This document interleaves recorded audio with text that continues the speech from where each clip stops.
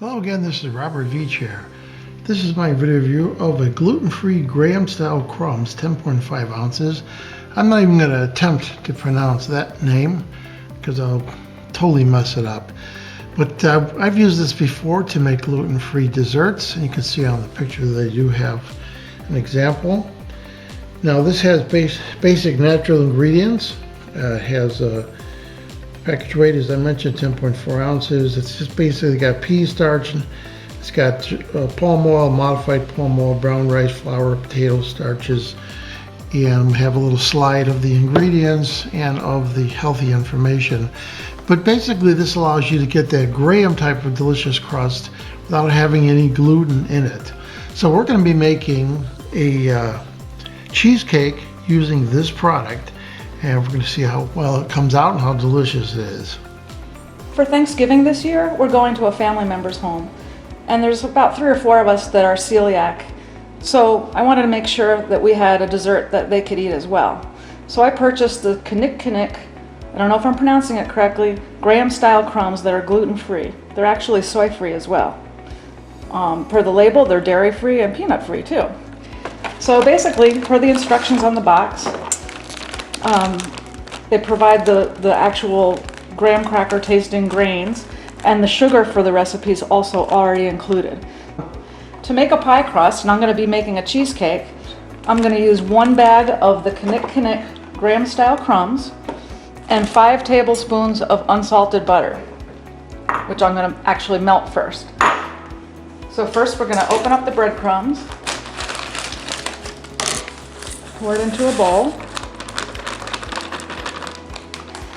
And then next I'm going to melt this in the microwave a little bit. Okay. You can see I mostly melted the butter in the microwave. On the box, the instructions talk about using softened butter, so I sort of went halfway, melted versus soft. So I'm going to pour the butter into the breadcrumbs.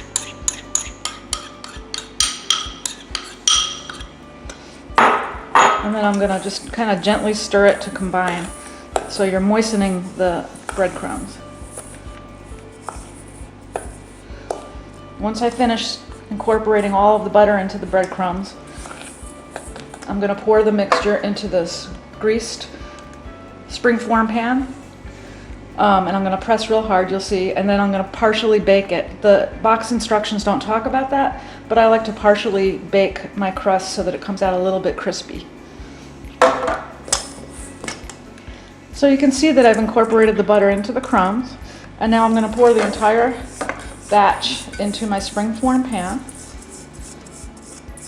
and then just like regular graham cracker crumbs for a non-gluten-free pie, you just kind of press the crumbs into the bottom. And what I'm going to do is I'm going to get a glass and use the glass to help me evenly push the crumbs down so it will make a solid crust. You can use the bottom of a measuring cup. I just happen to have a glass that works just as well.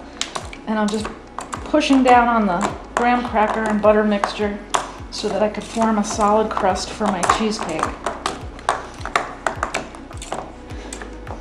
And again, the box talks about just going ahead at this point and pouring in your pie ingredients on top and going ahead and with your baking or whatever you're making. But I prefer to partially bake the crust just to make sure it comes out a little bit crispy. Okay, I took the pie crust out of the oven. I did about 5 minutes of pre-baking, and I'm just going to set it aside to cool while I make the cheesecake filling for the pie. So we completed the baking process, and even though you're careful with the water, sometimes you do get a crack on the top, but it's no big deal because we're going to put some whipped cream on there and it's going to cover that up. Now we've had this before with this gluten-free crust, and it's absolutely delicious on the bottom right there when you cut it open. We can't show this right now because it's going to be brought to a family get-together, but we've used this product before, so my opinion is this is a 5-star rated product. Please remember, hit the subscribe button and the bell icon so you're alerted to new video uploads. And if you like this review, please hit the like button. Hope the information I presented helped you with all your buying decisions. Thanks for watching.